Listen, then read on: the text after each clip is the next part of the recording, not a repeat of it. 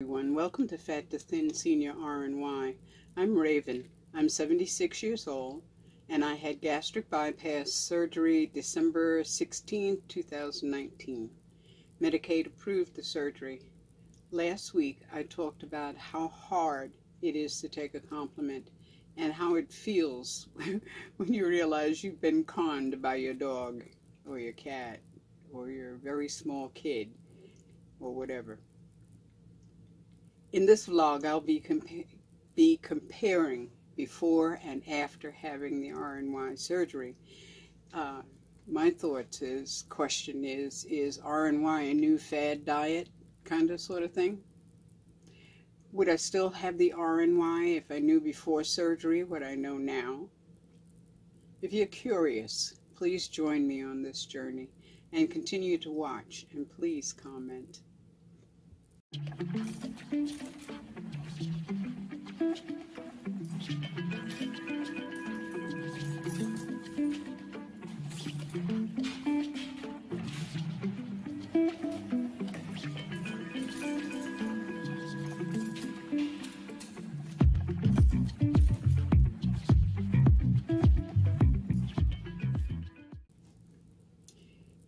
Last week I talked about my minuscule weight loss when I expected a major drop, but I celebrated my 179 pounds of overweightness and not obese anyway. This week I'm talking about before and after RNY surgery. Lately I've heard the question, is RNY the new keto diet? I can say yes. You can drop a lot of weight really fast and it breaks the cycle. No, it doesn't, because it doesn't cause permanent weight loss. It can't be repeated. And to top it off, the surgery is dangerous. It's a major surgery. So it's not the new keto. I don't care what anybody says. I mean, keto is a ongoing thing that you have to maintain for the rest of your life. You can have the surgery and then do keto or whatever else, you know. The thing is, then and now, before the surgery, I counted calories. I belong to Spark people. I've been counting calories for years, a lot of years. I watched my macros, kind of, sort of. Mostly I counted calories. I was very concerned with calories. And I did try to eat whole foods, and I was addicted to candy. Really, I ate a lot of candy. There were days where I would eat my total calorie allotment for the day in the form of candy, and not eat any food, just candy all day long. I didn't know anything about macros. I mean, I really didn't kind of sort of understand macros until I started the keto diet, which was very successful the first week, 2 weeks, month maybe. After that, nothing happened with me. I had seen a video about a guy who stayed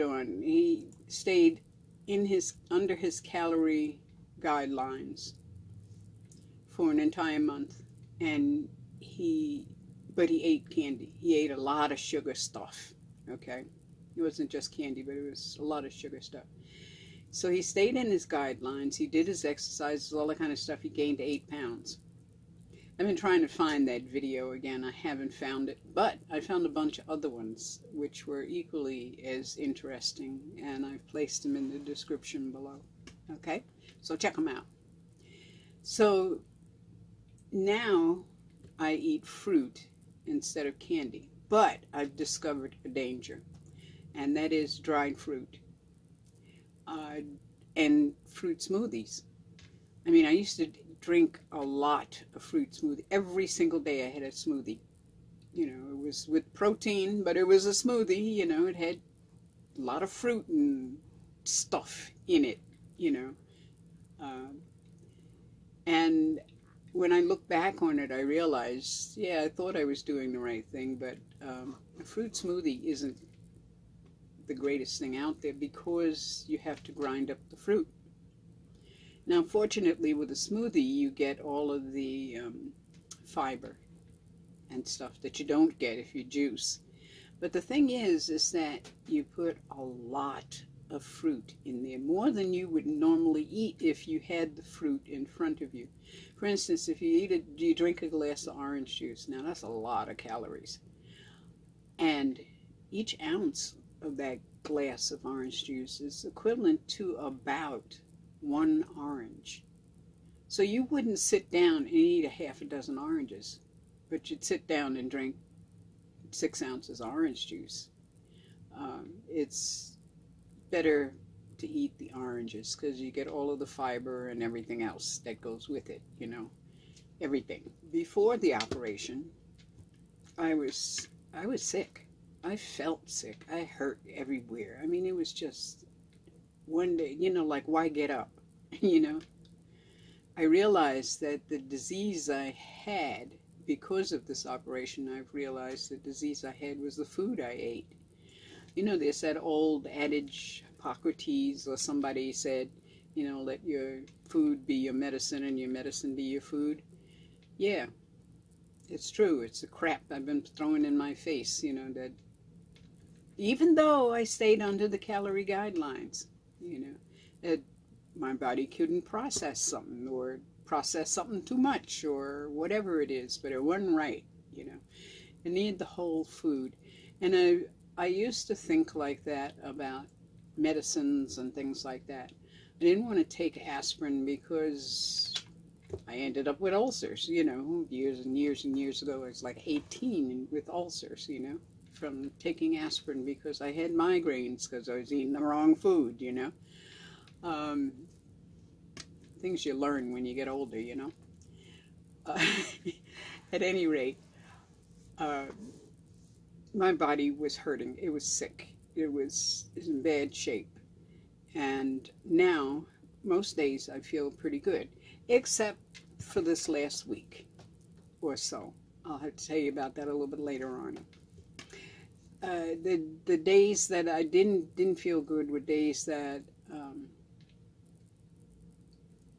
I ate something my body didn't like. And I don't want to call it that I messed up because that's negative, you know, and in actuality it's a learning thing in this day and age.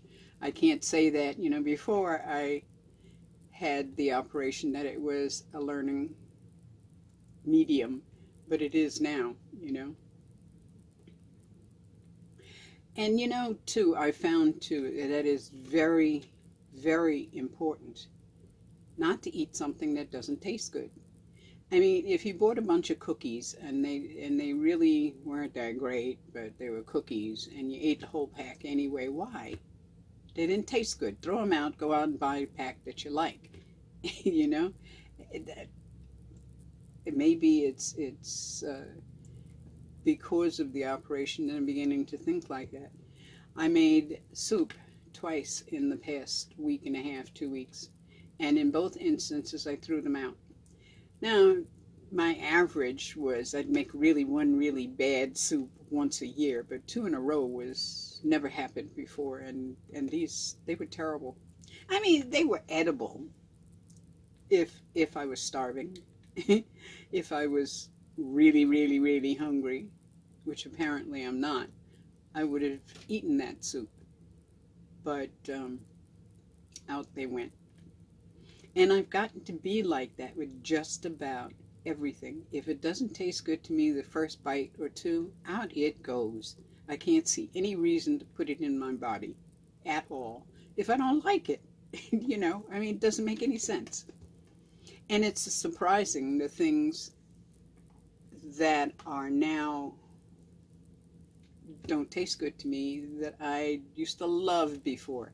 Like, for instance, I bought some chicken tender. I bought 2 chicken tenders. Said, oh yeah, you know, I was out and about and let's do something different. And I ate one of them. And the other one, I took off little slivers and gave it to Rowley on his dinner last night. And the rest of them went in the garbage. It just didn't taste good. I mean, it tasted okay. It tasted salty. It tasted, but it didn't really. And the meat was tough, and the whole. Why eat it? Why put those calories in my body? Doesn't make sense. At least not to me. Now, I'm not really advocating throwing away food. And what I've been trying to do is to cook in smaller pots, because you can't cook a big pot of soup in a small pot. You just can't, So, what can I say? So, the thing is to pay attention to your body. Now, that's kind of like meditation, they say, follow your breath, Yeah, pay attention to your body. What the heck is your body saying? What does that mean, I think sometimes, the best time for me anyway is when I'm sitting on the bowl in the morning, and I have a certain amount of privacy. Well, I have privacy anyway, except that, well, actually I don't have any privacy. The dog comes in the bathroom. He's the only one here, so I don't mind too much. Anyway, sitting on the bowl, I kind of feel around in my mind, how's my stomach feel? How's my shoulders? Is my bursitis acting up? Do I have a headache? That kind of thing, yeah. And you go from head to foot. You kind of look to see what's happening, Your stomach feel kind of queasy, whatever. Or you feel really good today. Today'd be a good day to take a 3-mile walk, whatever. But that's how you do it. So, you have to pay attention. So even when you're eating, like I said, and it doesn't taste good, the taste is part of your body psyche. You have to pay attention. If it doesn't smell good, doesn't taste good, don't eat it. And that's all there is to it, And that includes Doritos. You'd be surprised after this operation how your tastes change. How things that you used to love, absolutely love, you can't imagine why you used to love it, And there's a side note. I do a thing for my doctor's office, which I'm going to call them up and tell them I'm tired of it. And every single morning I have to weigh myself. I take my blood pressure, I take an oximeter, to find how much oxygen is in my blood. And I do the blood test for diabetes, blood sugar thingy. Well, I noticed this morning, I got on the scale. Well, today is my weigh-in day, so I take out my home scale as well as the doctor's scale that I use every single morning. So I used the doctor's scale. I got on a scale, and I looked at it and said, damn, what the heck is going on? I know I'm paying attention. I'm putting everything into the, I'm recording everything. I'm walking. I'm trying to eat right. Eat little bits. I'm weighing everything. I'm measuring everything. I'm not drinking my calories except for kombucha. That's 160 calorie thing a day. And I just don't get it. No juices, no nothing, and it looks like I'm not losing anything, So I go through I have a tablet that comes with that stuff, I get on the scale, and I do the blood pressure and all that stuff, and it sends it via Bluetooth to wherever the company is. But it sends it to a tablet, to my tablet, I guess, sends it out. So I have a record of all of, for the last, 4 months, 6 months, however long I've been doing this. It's 7 months that I've been doing this.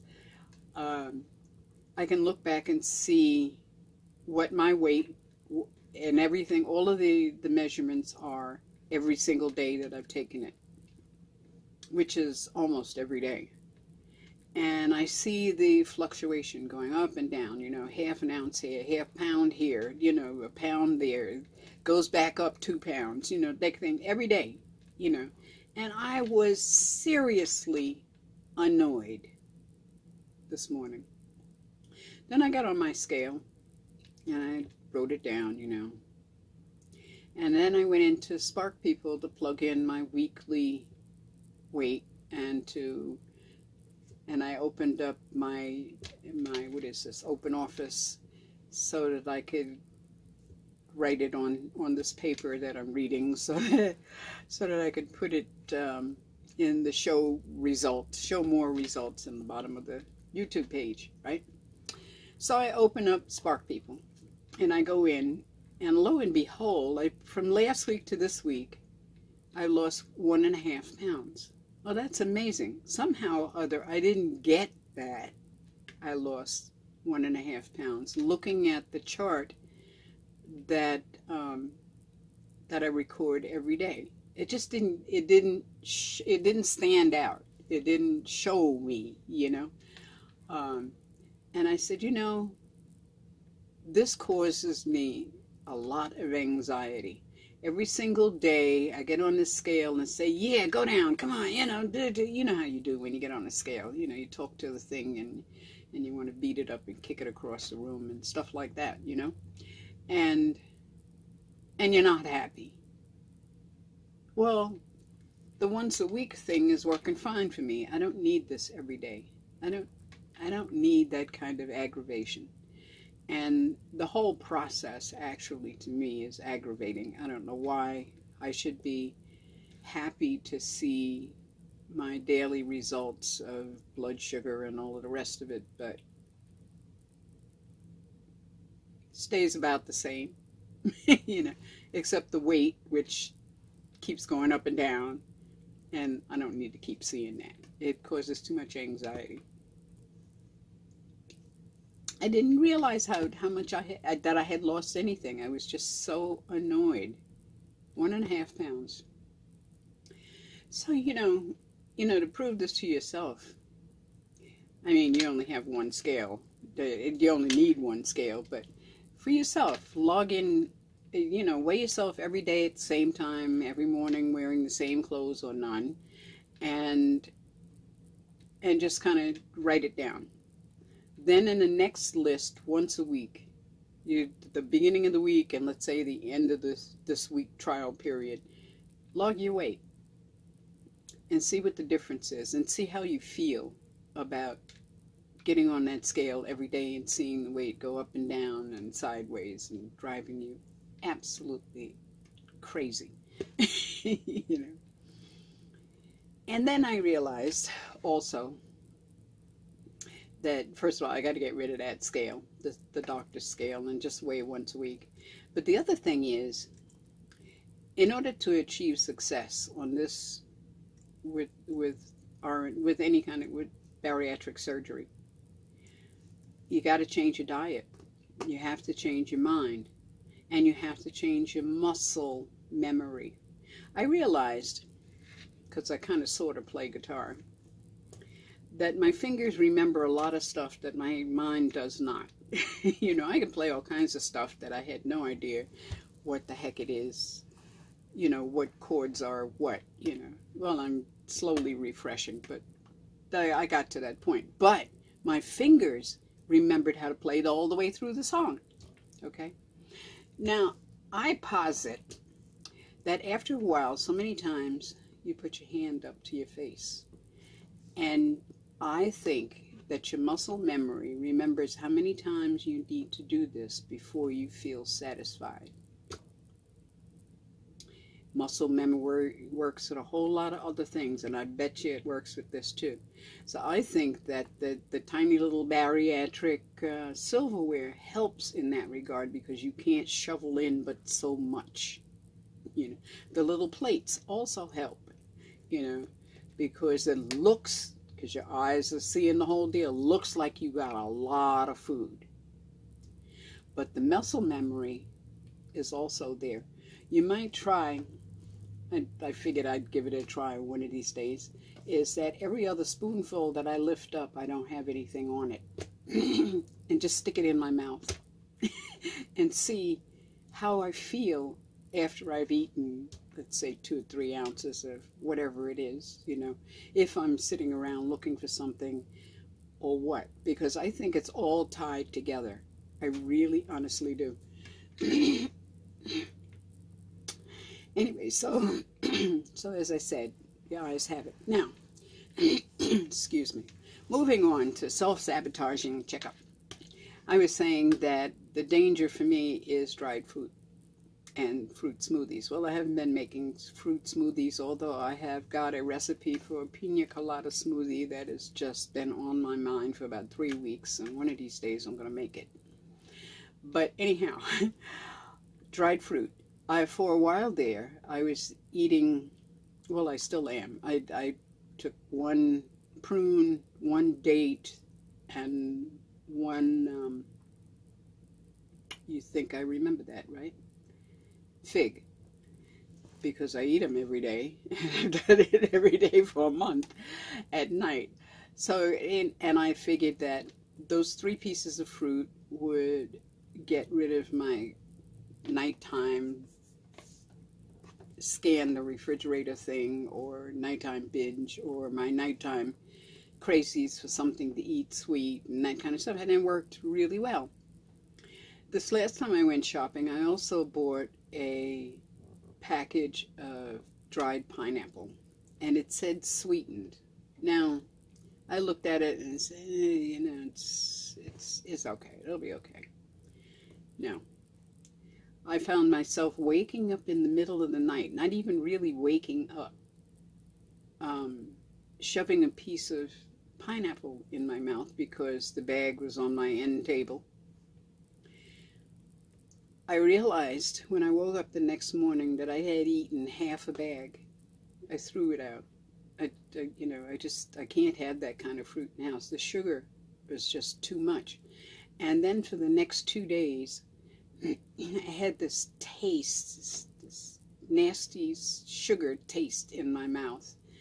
I had headaches. My body became inflamed. I started hurting. My knees hurt. My shoulders, bursitis broke out again. My neck hurts, you know, that kind of stuff. Can't do that. Got to stay away from that stuff. So I threw out the pineapple, but I kept the rest of the fruit. And for the other 3 fruits, it seems to be okay. I'll eat 1 piece, and that's it. Keeps me regular, you know, which is a kind of nice thing, you know. Hey. But I think what I need, though, and the thing also about that pineapple fiasco was during that time I ran out of kombucha. There was a case of severe laziness. I just didn't make any more tea and sugar and throw it in there and make more, you know. So I had 2-3 days with nothing no probiotics in my stomach, you know, which since the surgery seems to be really, really important in keeping my stomach from nausea and all of the rest of this stuff. So it looks like as soon as I came off of the probiotics, my body started craving something, and it was sweet, and that's what I got, and it screwed me over big time. Don't do that. So I need to have something that I could eat out of the fridge or off the table without too much of anything. I mean, I've been doing grapes, but, you know, 4 cups of grapes is a lot, you know. I've been doing watermelon. I even do cherry tomatoes, you know, munch on those. I don't know if I should keep salads or whatever. Munchy suggestions, healthy munchy suggestions would be greatly appreciated. I mean, a spoonful of peanut butter every now and then, or some grapes, or some fruit, and cherry tomatoes. But I seem to want something else. So if you got any ideas for something else, let me know, okay? And then there's the Rowley report. Rowley. I was reading up, doing more research on dogs. It's not like Rowley's my first dog, because he's not. But I haven't had a dog in a very, very, very long time, at least 20 years, if not more. And I got him kind of suddenly, you know, so it was, and we're the only 2 in this house, you know, it's kind of cool. So anyway, so I was reading up on chihuahuas, because he's got a chihuahua head, okay? Really, that's all he's got is a chihuahua head. And it's kind of apple-shaped. They have two different kinds of Chihuahua heads. The head is either apple-shaped or deer-shaped, and his is apple. And it says about Chihuahuas that every now and then they go off their feed, period. And what they're really looking for is they want your food, which is, I had read so many times. But anyway, so I did some more research, and I found out he's too big to be a Chihuahua. He's actually twice the size he should be. You know, so, I mean, if he were a Chihuahua, I think he's a purebred Chihuahua mutt, to tell you the truth, with indications of beagle and something else speckled, probably some kind of terrier, you know. It's just about that size. He's also spoiled, and I did that, unfortunately. When he first stopped eating a couple of weeks ago, before I read the articles about him wanting my food and stuff, I would sometimes put little pieces of my food on his bowl to entice him to eat. So I trained him very well, you know. And then, as you want to think about that, who's training who, you know? So what I get is that I'm training him in my bad habits. So, I mean, I got an eating disorder, hey? So to sum up, I'm feeling really good.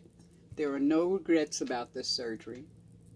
And as a result of this surgery, I'm coming face to face with myself and the stupid stuff I do to myself and all the facets of it, of the stupid stuff that I do myself. It's funny because I thought when I got the surgery, I was really trying to fix my diet. What it really did was it stopped everything in its tracks to make me face everything at one time in a quick hurry. Okay. I would do the surgery again, just for the clearing and the shift in consciousness that's going on. It's a journey, all right, okay? So please share, like, subscribe, and comment, and ring the notification bell, and don't forget to click show more to see the link in the descriptions below. Okay? Take care of you and yours, and blessed be.